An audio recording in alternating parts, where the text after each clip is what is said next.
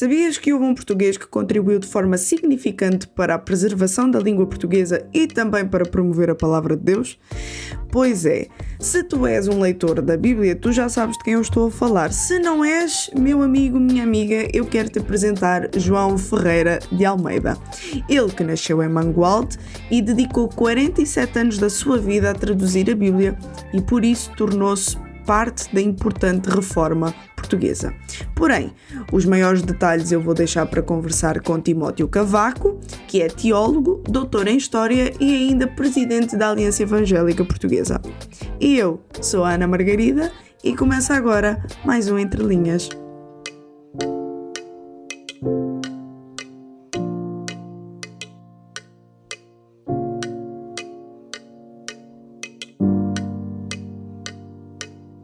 Então, eu creio que todos nós já tivemos uma versão da Almeida nas nossas mãos. E tudo isto à tradução que o João Ferreira de Almeida ele fez. E eu creio que também com as informações que nós podemos encontrar, ele fê-lo a partir das traduções que já havia em francês, em castelhano e em italiano. Só que, recuando um pouquinho para saber o contexto deste jovem, quando ele começou. Ele deixa a Igreja Católica e junta-se à Protestante, e tudo isto quando ele tinha apenas 14 anos. E aos 16 anos ele já começa a sua primeira viagem missionária. Será que foi tudo isto que o levou para um propósito maior para traduzir a Bíblia? Bem, de facto, a personalidade de João Ferreira de Almeida é às vezes tão fascinante quanto enigmática. Portanto, nós, apesar de nos últimos anos, em particular nas últimas décadas, termos um conhecimento muito mais vasto e profundo desta figura e da sua vida, da sua obra, há muito que ainda não sabemos. Nesse caso, talvez convenha recuar ao seu nascimento. Pensa-se que ele terá nascido, de acordo com informações obtidas a partir de alguns registros, digamos, autobiográficos, mas terá nascido por 1628, 1629, não temos propriamente prova documental disso, mas terá sido por volta destes anos. Também sabemos, há referências, não do próprio, mas referências de biógrafos da época, de que ele terá nascido numa pequena aldeia, numa pequena povoação na Beira Alta, portanto, Torre de Tavares, que hoje, portanto, nos nossos dias pertence ao concelho de Mangualde, e naturalmente, como poderíamos usar esta expressão como qualquer português, era católico, naturalmente, não estávamos nesta época em face de um quadro de diversidade confessional, e nomeadamente não havia à época ainda expressões organizadas do protestantismo no nosso país. Portanto, enquanto ele viveu em Portugal, e isto já antecipa, de facto, a sua mudança de território, enquanto ele viveu em Portugal, terá sido, digamos, um católico como qualquer outro português. Suspeita-se, e há referências também biográficas, de que ele terá ficado órfão de pai e de mãe, ainda muito, muito jovem, o que o terá levado a Lisboa, a capital, onde ele terá sido também, e eu estou sempre a pôr estas suposições, porque não há, digamos, provas documentais definitivas, mas terá sido educado, terá sido acompanhado na sua primeira fase da vida, depois de ter ficado órfão, por um tio que era um clérigo católico, não é? E neste sentido, naturalmente, ele terá sido instruído na religião católica, e até suspeita-se, tendo esta proximidade, talvez lhe tenha servido para aprender, nomeadamente, o latim, uma língua que lhe terá sido útil anos mais tarde na tradução da Bíblia.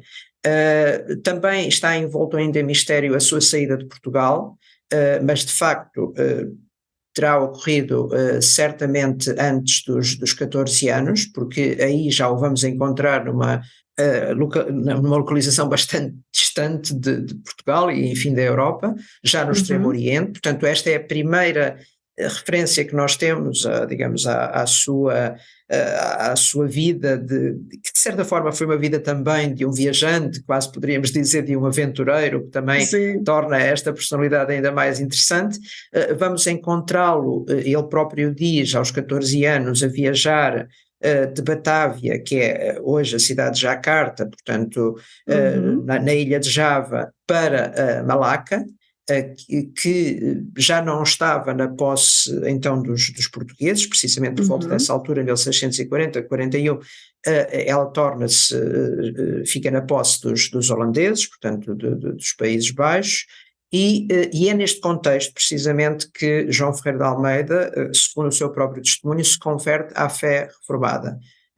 Portanto, isso se torna nesse sentido um protestante. Portanto, é esta circunstância da sua vida que o leva a tornar-se um protestante, diríamos um evangélico, e que desde essa altura, logo desde os 14 anos, a altura em que ele se converte, o torna, digamos, o desperta para a importância de traduzir a Bíblia e de a disponibilizar aos portugueses, em primeiro lugar, mas também a todos aqueles que, não sendo portugueses, falavam língua portuguesa. E este era o seu contexto precisamente nos territórios onde ele acabou por viver o resto da sua vida, no Extremo Oriente, primeiro em Malaca, depois de regresso a Batávia, depois no Ceilão, depois, portanto, que é hoje o Sri Lanka, na costa sul da Índia. Por todas estas paragens havia ou portugueses, geralmente dedicados ao comércio, ou pelo menos falantes da língua portuguesa, não é? Porque assim como hoje o inglês é uma língua de comércio, naquela época, particularmente naquelas paragens, o português é que era a língua de comércio. Portanto, mesmo aqueles que não eram portugueses usavam o português. E João Ferreira de Almeida considerou que era uma oportunidade única, sendo o português uma, ou se calhar a única língua europeia, das grandes línguas, que não tinha ainda uma versão completa da Bíblia, considerou que era importante começar essa tradução.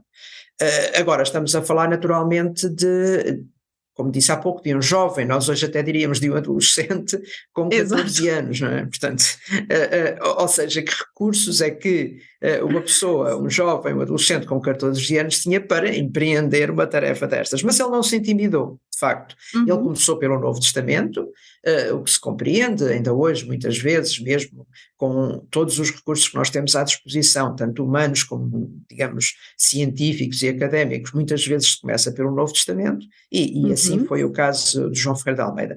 De facto, na altura, o que se sabe, e segundo o seu próprio testemunho, é que ele terá traduzido apenas a partir do espanhol. Nós temos também que contextualizar esta situação, digamos, no momento nacional que se vivia. Portugal tinha estado debaixo do que era chamada a União Ibérica, precisamente até 1640, portanto a altura em que João Ferreira de Almeida terá deixado o território nacional. Portanto o espanhol, o castelhano, era praticamente, também podemos dizer, uma língua nacional, não é? Portanto, João Ferreira de Almeida terá crescido dentro deste contexto em que o espanhol, o castelhano, era provavelmente tão natural, quase diria tão materno quanto o português. E havendo já uma tradução da Bíblia para castelhano, completa, não é? E uma tradução protestante, portanto, que ainda hoje é usada, a tradução de Cassiodoro de Reina e de Valera, de Cipriano de Valera. Portanto, ele terá, numa primeira fase, usado esta versão.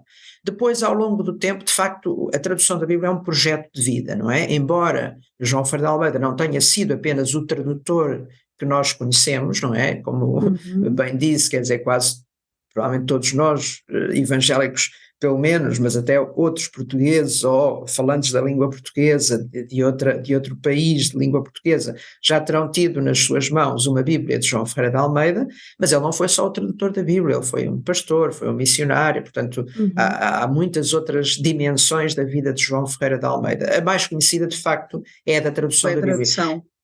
E que ele realizou não necessariamente com um objetivo, diríamos, mais académico. Ele não era um académico, não é? Nós hoje, quando pensamos numa tradução da Bíblia, estamos a pensar em professores de teologia, ou professores de exegese bíblica, quer dizer, pessoas muito bem qualificadas. Aqui estamos a ver um jovenzinho de 14 anos. Mas só queria corresponder a uma necessidade. Exatamente. E essa necessidade era uma necessidade que eu diria fundamentalmente missionária, que também tem aqui uma dimensão muito importante. Portanto, ele não traduziu a Bíblia nem exclusivamente para um contexto, digamos, estritamente eclesiástico, embora isso também acontecesse, porque havia cultos em língua portuguesa em várias dessas paragens, em igrejas protestantes, reformadas, já então existentes, portanto, debaixo provavelmente do domínio da área de influência dos Países Baixos, portanto, que eram naturalmente um país de expressão reformada, mas muito também com esse intuito missionário, não é? De que a Bíblia fosse o instrumento para levar o Evangelho. Como é que ele podia levar o Evangelho se não tinha uma tradução da Bíblia? Portanto, e este processo foi-se aprimorando, não é? Quer dizer, tem muitas fases, podemos dizer, quer dizer, em 40 anos, mais de 40 anos, porque ele começa a traduzir, portanto, por volta desta altura, 1642, 1643, e só termina quando morre, salvo seja, quer dizer, ele de facto não termina a tradução da Bíblia, ficam ainda alguns livros por traduzir ou pelo menos por completar. Acredita-se que o trabalho estivesse fundamentalmente completado, mas quando ele morre em 1691, de facto ainda não estava completa a tradução da Bíblia. Portanto, foi todo este percurso entre 1642 e 1691 que no fundo acompanhou praticamente toda a vida, acompanhou em bom rigor toda a vida adulta de João Ferreira de Almeida, não é? E que consistiu em várias fases, não é? Portanto, primeiro, como eu já disse, o Novo Testamento, começando numa primeiríssima fase a partir apenas do castelhano, que era a língua que ele conhecia melhor, mas depois também ele próprio foi adquirindo recursos, não é? Como eu já disse, João Ferreira de Almeida foi também um pastor, e para isso ele foi preparado para tal, pelos missionários holandeses. Portanto, ele terá, a certa altura da sua formação, tido também recursos para aprender a língua grega, o grego bíblico, muito provavelmente também o hebraico, portanto, que lhe deram recursos para ele ir aprimorando precisamente esse processo de tradução da Bíblia.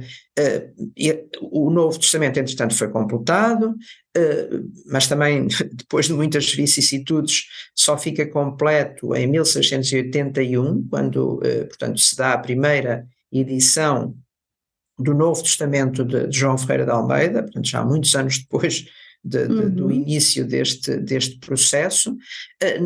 À época não havia ainda, digamos, os holandeses que estavam em Batávia não tinham recursos para fazer essa impressão, por isso este Novo Testamento foi impresso em Amsterdão, portanto, na Europa, não é? Mas com o objetivo de enviar essa edição integralmente para Batávia, não é? Por isso também terão resistido muito poucas cópias, não é? Embora, felizmente, nós aqui em Portugal tínhamos algumas cópias dessa primeira edição, 1681, particularmente na Biblioteca Nacional, mas resistiram muito poucas cópias. E depois também houve outras vicissitudes, quer dizer, João Ferreira de Almeida, quando recebeu a edição, percebeu que havia também alguns erros de impressão, resultado do trabalho fundamentalmente dos revisores, que não eram falantes maternos da língua portuguesa, portanto eles próprios terão introduzido algumas alterações que não beneficiaram. A revisão não estava completamente bem feita. Exatamente. E então acabou por se encontrar alguns erros, e o próprio João Ferreira de Almeida corrigiu alguns desses exemplares à mão, portanto, com correções manuscritas, que estão também disponíveis num dos exemplares que é preservado na Biblioteca Nacional de Portugal, mas outros, e temos indicação que outros terão sido destruídos. De qualquer maneira, esta edição tem muita importância, porque é a única edição de uma parte da Bíblia, neste caso não a Bíblia completa, foi apenas o Novo Testamento, que foi editada ainda com João Ferreira de Almeida vivo, não é? Ou seja, todas as outras milhares de edições que nós temos, claro, a partir do século XIX, foram editados muito mais exemplares, mas pelo menos daquelas dezenas de edições que nós temos naqueles primeiros séculos, não é? Século XVII, de facto, é só esta, 1680, perdão, é esta, e depois uma outra edição do Novo Testamento, a segunda edição, essa já editada em Batávia, ou seja, entretanto em Batávia já havia, digamos, a tecnologia para ter uma, na altura não seria uma gráfica, mas uma tipografia, não é? Portanto, a edição de 1693 já foi impressa em Batávia, mas Almeida tinha morrido 2 anos antes, portanto, em 1691, ou seja, foi editada ainda no século XVII, mas já depois da morte de Almeida. Portanto, A edição de 1681 é muito importante por estas duas razões, fundamentalmente, porque é a primeira, desde logo, não é? A primeira edição do Novo Testamento da tradução de João Ferreira de Almeida, e também porque é o único exemplar, ou melhor, é a única edição que nós temos ainda com João Ferreira de Almeida vivo.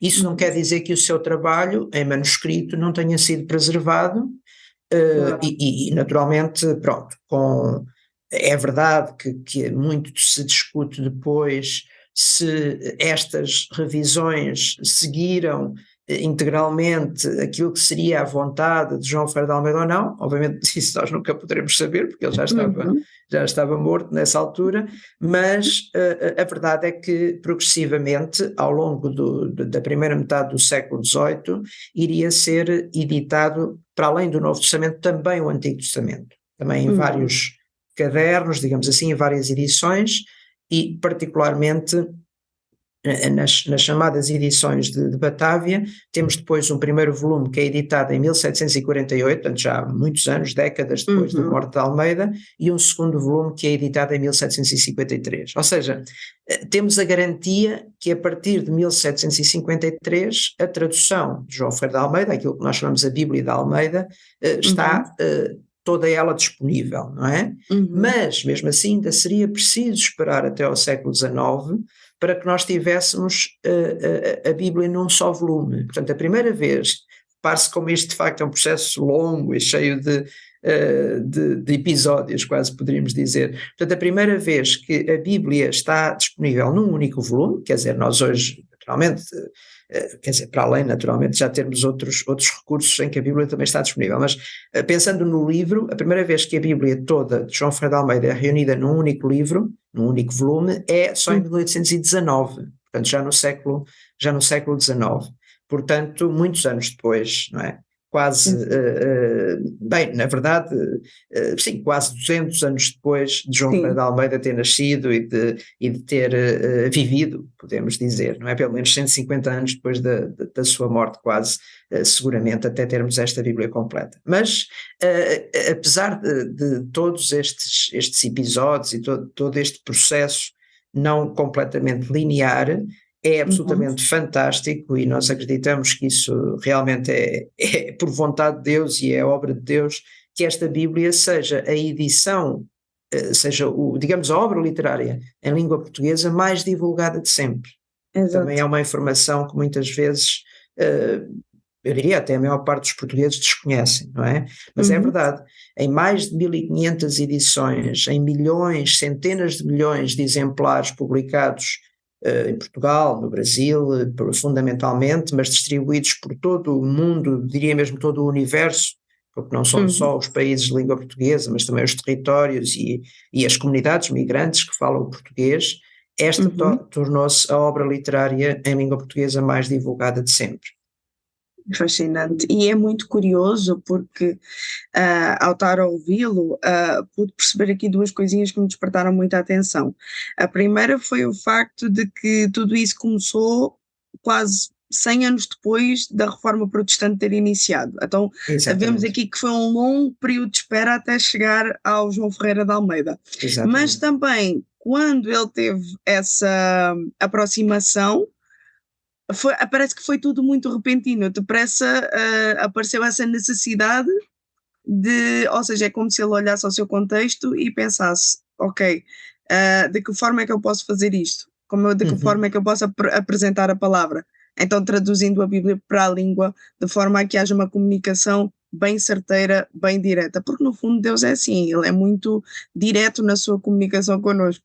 E o que eu acho ainda mais fascinante é que tudo ainda levou o seu processo para ser aprimorado. E eu achei muito interessante que chegou mesmo a dizer a tradução da Bíblia de facto é um projeto de vida. Da mesma forma como é um projeto de vida, nós somos transformados por ela. Exatamente. E temos muito a agradecer a ele. Exatamente. E poderia dizer que, de facto, no caso de João Ferreira de Almeida, nós temos, digamos, uma cronologia provavelmente mais longa do que qualquer outro tradutor, não é? Porque não conheço outro tradutor tenha começado tão cedo, não é? Com uma Exatamente. idade tão jovem, não é?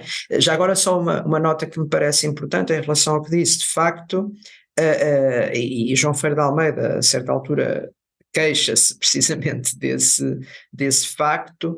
Portugal acabou por ser ou a língua portuguesa acabou por ser das línguas que mais tarde adquiriu uma tradução completa da Bíblia, mas isto também tem muito a ver com o processo histórico que se estava a viver. De facto, Exato. nós não podemos ignorar que na Idade Média, portanto antes ainda, naturalmente, da Reforma Protestante, tinha havido várias tentativas de traduzir a Bíblia para a língua portuguesa, mas que nunca, tanto quanto se sabe, nunca tinham, digamos, Uhum. chegado ao seu termo.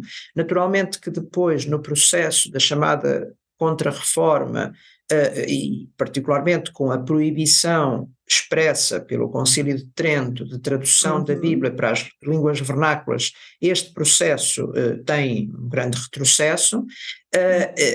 E apesar de termos tido um grande nome da nossa cultura portuguesa, Damião de Góis, que mesmo contrariando de certa forma os cânones do Concílio de Trento, bem, isto aconteceu ainda antes, em 1538, terá publicado uma tradução do livro de Eclesiastes, ou publicou uma tradução do livro de Eclesiastes, mas depois não traduziu mais nenhum livro, mas realmente, apesar de ter esperado, não é, de facto, mais de 100 anos após o início da Reforma Protestante, também é preciso ver que isso só foi possível porque João Ferreira de Almeida estava num contexto que não só o permitiu, como inclusivamente o incentivou e lhe deu os recursos para Exato. isso, não é? E nós, nesse sentido, temos de estar muito agradecidos aos holandeses que apoiaram, não só estimulando, como até financiando, não é? Eles deram as condições para que João Ferreira de Almeida fizesse essa tradução. Agora, ela só teve a oportunidade de vingar e de ser concluída precisamente porque João Ferreira de Almeida estava muito distante do Claro. território português, porque aqui em Portugal teria sido muito difícil que isso acontecesse digamos, com a constante vigilância que havia do Tribunal do Santo Ofício, da Inquisição, que naturalmente punha em prática precisamente as determinações do Concílio de Trento, não é? E por isso é que só muito mais tarde, em território português, e aí já através de um padre católico romano, mas já no final do século XVIII, princípios do século XIX, é que nós vamos ter uma outra tradução da Bíblia, chamada tradução de António Pereira de Figueiredo, foi o seu tradutor, mas já num outro contexto, não é? E depois também no século XIX, com o liberalismo e precisamente com uma maior abertura da sociedade portuguesa, através da ação da Sociedade Bíblica Britânica Estrangeira, é que nós vamos encontrar a divulgação da Bíblia, tanto da Bíblia de João Ferreira de Almeida como da Bíblia de António Pereira de Figueiredo no nosso território, mas isso, digamos, já é uma outra história e só acontece a partir do século XIX. É muito interessante porque há pouco eu estava a dizer que quando nós pensamos num tradutor da Bíblia, automaticamente nós pensamos num académico. Mas olhando para toda a história da Igreja a partir da Reforma Protestante, dá uma sensação que era mesmo um trabalho de reformador, um trabalho Sim, de alguém que precisava sim, abrir é caminho verdade. para aqueles que viriam a seguir. E de certa forma Isso. não foi nada fácil, ele próprio deve ter sofrido algum tipo de perseguição, não?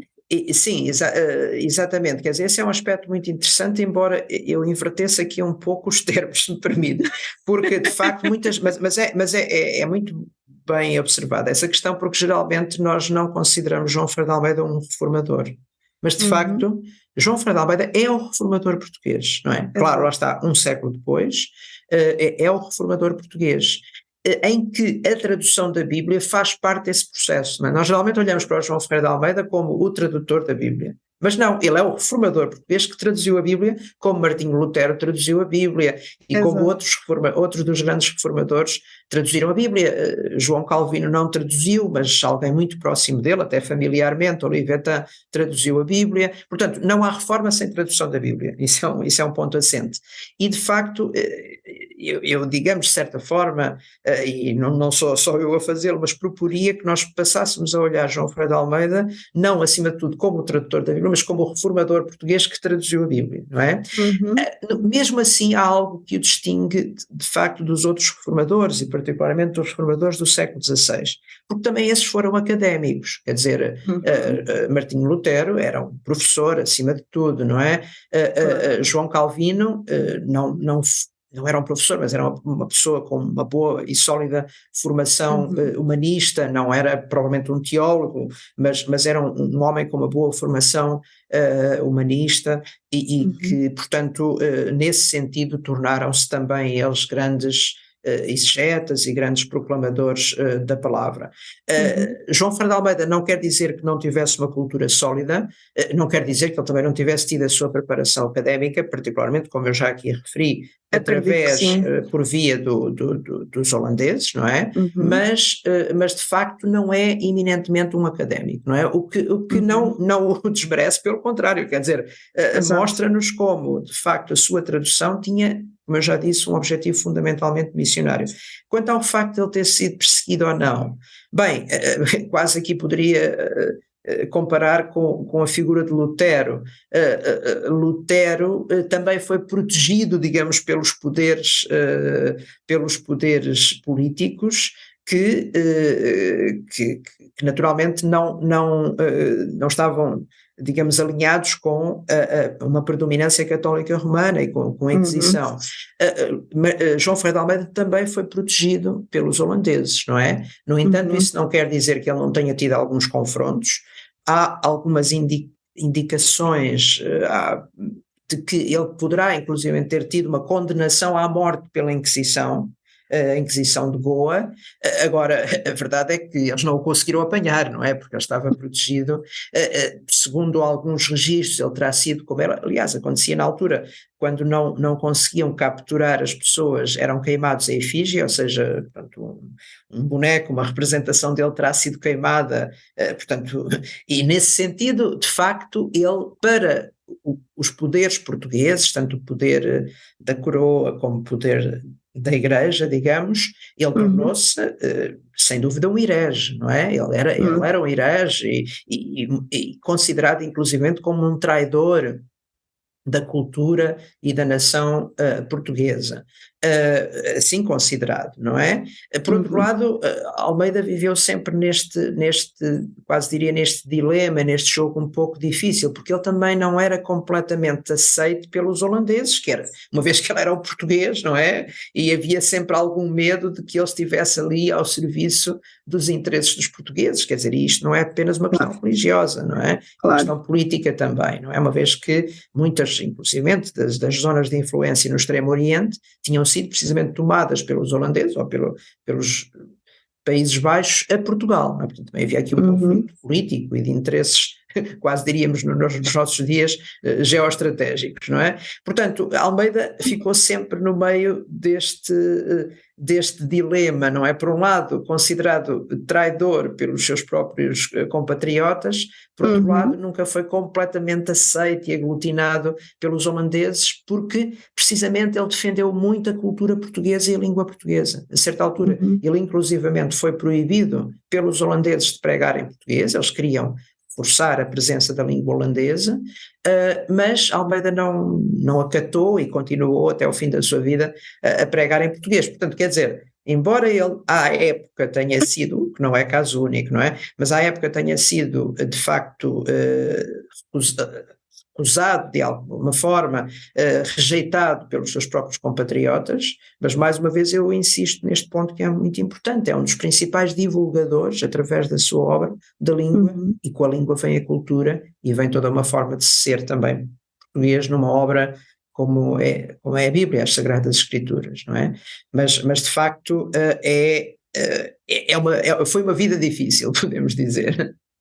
Sem dúvida alguma. Bom, tendo em conta que o nosso tempo já está quase a acabar, uma perguntinha talvez um pouco desafiadora, mas tendo em conta que ele saiu do país, imagino que ele agora regressava, o que diria ele da Igreja Portuguesa hoje em dia, na sua opinião? Bem, da Igreja não sei, mas pelo menos eu acho que seria uma grande surpresa para ele perceber Bem, uma surpresa e talvez não. Daquilo que João Ferreira de Almeida escreve, ele era um homem de grandes ambições, não para ele próprio, mas particularmente para a obra de Deus e para a divulgação da palavra. Mas seria difícil imaginar, quer dizer, para qualquer pessoa, para qualquer dos seus companheiros, inclusivamente, nomeadamente os holandeses, que a Bíblia de João Ferreira de Almeida viesse a ter esta divulgação. Isso sem dúvida nenhuma. Por outro lado, naturalmente, para uma pessoa que viveu na situação dele, também seria um sonho acontecer o que acontece hoje por todo o país, não é? Que é termos, mesmo no meio de muitas dificuldades, e mesmo sendo o protestantismo naturalmente uma minoria no nosso país, mas termos centenas, podemos dizer mesmo milhares de pontos de pregação em que se fala naturalmente em português, em que a Bíblia é proclamada em português, e apesar de hoje termos acesso a muitas outras traduções diferentes, não há dúvida que entre as edições que são produzidas cá em Portugal e as edições que nos chegam do Brasil, eu acredito que na grande maioria das igrejas evangélicas a Bíblia ainda continua a ser dita por João Ferreira de Almeida, não é? Portanto, a presença de João Ferreira de Almeida ainda é muito forte. Eu, apesar de algum pessimismo que nós às vezes possamos ter, eu acho que João Ferreira de Almeida ia ficar muito contente. Eu acho que ele ia ficar muito contente, porque nós às vezes somos os maiores críticos de nós próprios, é verdade, e talvez não estou aqui a dizer que não temos razões para não querer fazer melhor, não para nós próprios, mas para bem da obra de Deus e para a glória de Deus. Mas eu acho que João Ferreira de Almeida ficaria não só surpreendido, como muito contente pela difusão que, particularmente, estamos aqui a falar das igrejas evangélicas que tiveram no nosso país, e repare-se, quer dizer, muitos séculos depois da própria vida de João Ferreira de Almeida. Não foi só, quer dizer, podia ter acontecido que com a tradução de João Ferreira de Almeida tivéssemos começado a ter comunidades protestantes logo nessa época, em Portugal, mas não. Mesmo assim, só no século XIX, só fundamentalmente a partir da segunda metade do século XIX, é que começa a haver comunidades protestantes estabelecidas no nosso país.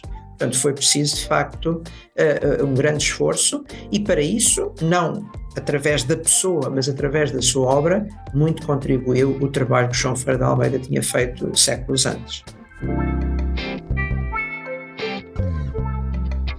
O Entre Linhas contou com a participação especial de Timóteo Cavaco e com a apresentação de Ana Margarida. Realização RTM Portugal.